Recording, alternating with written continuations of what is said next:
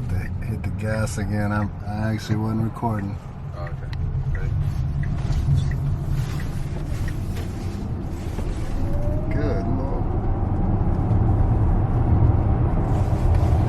So when you put it on Put you in the back of the seat, don't it? When you put it on autopilot, it stops on its own for you and everything. So basically, right? It is nice. And when you go on the highway, it'll actually get you on the highway. It'll switch lanes. It'll go around cars. It'll take you off the highway. It'll literally drive itself. But it hasn't like look, it's taking off on its own.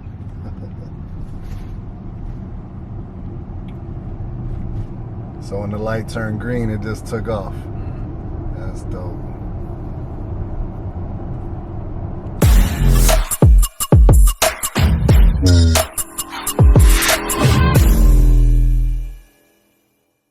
What's up, YouTube family? It's your boy S.Craft Blends back again with another barber tutorial. And no, I haven't forgotten about you. I know that it's late. However, we still dropped the video before 12 o'clock. Praise the Lord. I know that I've been, dropping videos every single day. I think that we are on day 17 of 30 videos for 30 days. So here's something simple for you guys. We're going to do a woman's undercut, kind of, and she just pulls it all up in a bun and likes to cut it. And then we do a nice high taper or a lower taper, mid taper, something like that. Anyways, I know you guys are like, man, you do a lot of tapers, and you are exactly right. I do. That's what I do. So that's what I record. So anyways, we started out with a number 1 open, going against the grain, taking it all the way up to that part line. And now you can see I'm going down with it to make sure that I get the hairs that are right there, that stick real close to that part line. We want to make sure that we keep that nice and clean. And I'll do that all around the head to make sure, just like right there, I'm just coming in, knocking out those little hairs so that it's a nice transition from very short to very long. I'll do that around the back and around the whole head. And then I'll come in and set my guideline. I went ahead and, just did the front little line up. And now I'm creating the C cup, trying to bring shape to that. She actually likes to line herself up throughout the week. So sometimes it can be challenging. Sometimes one side's higher than the other or whatever, but she just wants to stay clean. That's why she comes in once a week. And listen to me, guys, you might say, man, this is a really simple cut. This simple cut makes me $60 every week. So, it works, man. It works. Just make sure that it's clean. So, as you can see, I kind of combed some hairs down, cleaned up that C-cup area, created my first initial guideline, shaving under that guideline to make sure it's nice and bald. Now I'm coming in with my blade open. I'm using my Wall Cordless Seniors with the master blade on it. And I'm just going in. And as I start getting more into that higher area, I just float it a little bit, not as much pressure. And we created a little line, but I'm going to take that out with a 0 guard. So then I close it halfway and come down just a little bit. And now I've closed it almost half, or almost all the way, and just really flicking out that line. And that's what I do.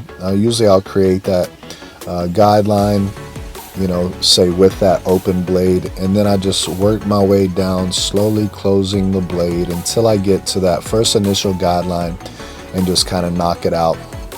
I wanted to show you some just little pointers because we're going to put on some color enhancement, and this technique for color enhancement really will help you out on Instagram for pictures and all that good stuff. There's a lot of haters, but it's okay. So as you can see, I put my 0 guard on and with it open, and I just flicked right into that one open that we did earlier. And then I closed it and dropped down a little bit and blended it a little more.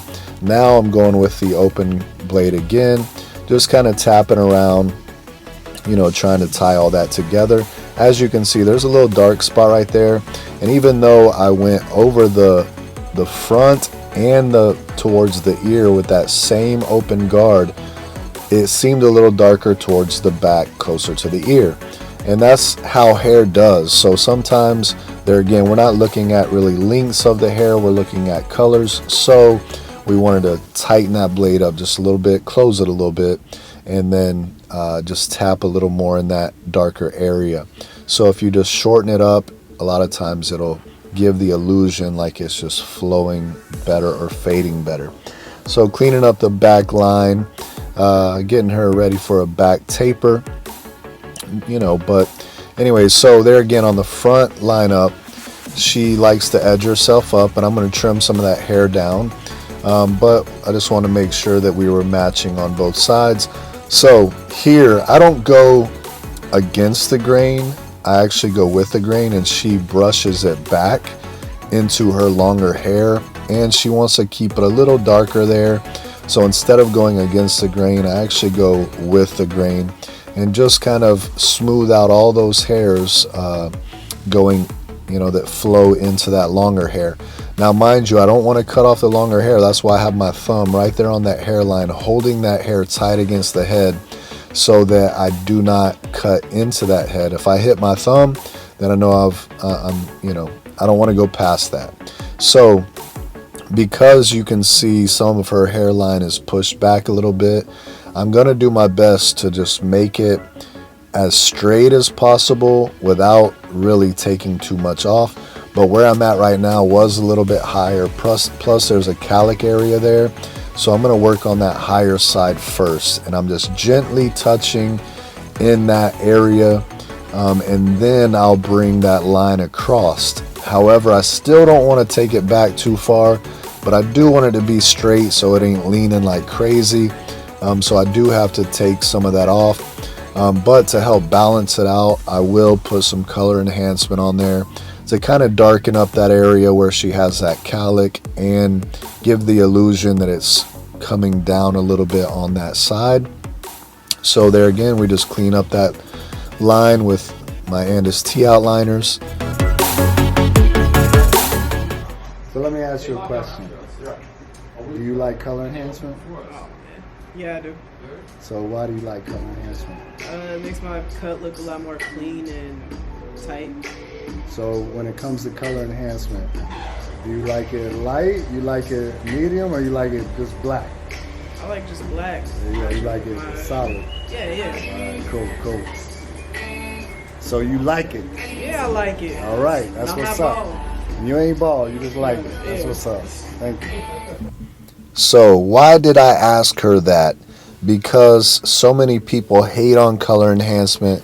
She sought me out because I give color enhancement, and she likes to use a lot of it. She wants it to look dark as possible. I probably could have went darker on this. However, there again, guys, she pays me $60 every week for this simple haircut and with color enhancement. But I will do it where a lot of barbers will not do it.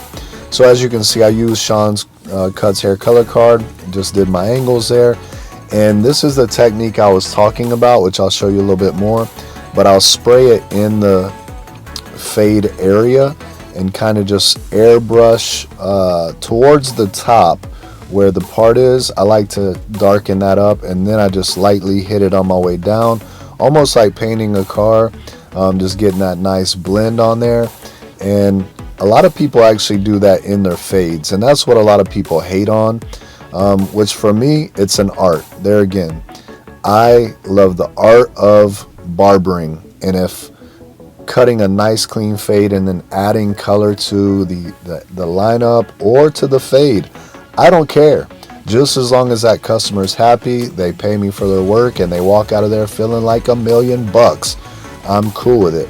So as you can see, I'm giving a generous supply of color on there.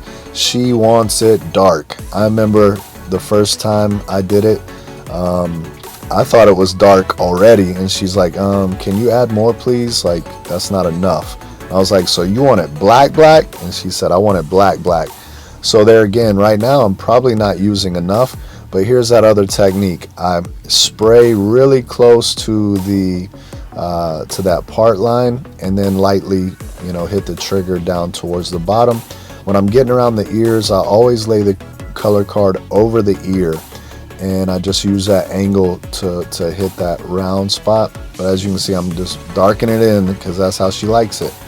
And but I put the color card over the ear so that way I don't get color all over the ear. Now I'm just hitting the back line and really close there. Once I have the color on, I come in and I just clean it up with the razor, man. It looks nice and dark, it pops, and this is what she likes. And you give the customer what they like if you want them to come back and if you want to get paid good.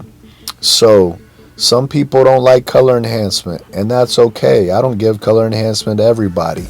However, I can say this. I've talked many people into trying it, and I say, hey, if you don't like it, man, we just take alcohol and we just rub it right off. And once I put it on there, they ask me literally almost every single time, hey, make sure you put that color enhancement back on there. So for me, it's an upcharge. People love it. And I just like the way it looks personally. There again, as an artist, when people walk out, the lines are sharp and crisp. All the little patches in their hair where it just may look lighter without the color enhancement, it just makes the hair look fuller and richer and darker to me. There again, some people don't like it. That's okay. I love it. And I like to use it on my clients. And if they love it, that's what it's all about. So once again, just kind of cleaning up that area. The reason I'm going down with my razor instead of up against it is because her hair actually grows up in that area, so I'm still going against the grain to get a closer shave. However, sometimes I just go down with people instead of going back up against the lineup, simply because some people aren't comfortable leaning back. However, some are. So after I gave her a nice lineup with that razor, now this is another trick. Once you've sprayed that color enhancement on, you let it set a little bit. Now come in and blend the hair with the color enhancement on it. To me personally, I feel like it makes the hair pop a little more. I don't know if it's because it grabs hold of the hair or what, but it makes little spots darker, or they stand out more that were naturally darker.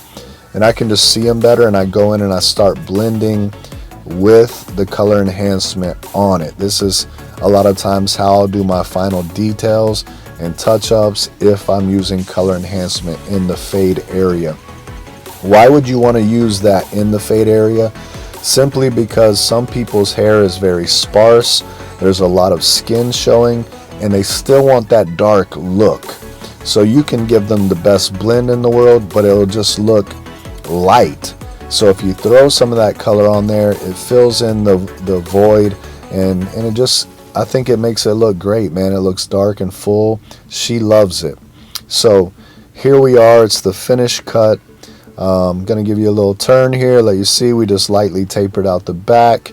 And yeah, that's it, guys. I hope you like it. Make sure you subscribe, like, comment, tell a friend. Let's grow this channel. Peace. See you tomorrow.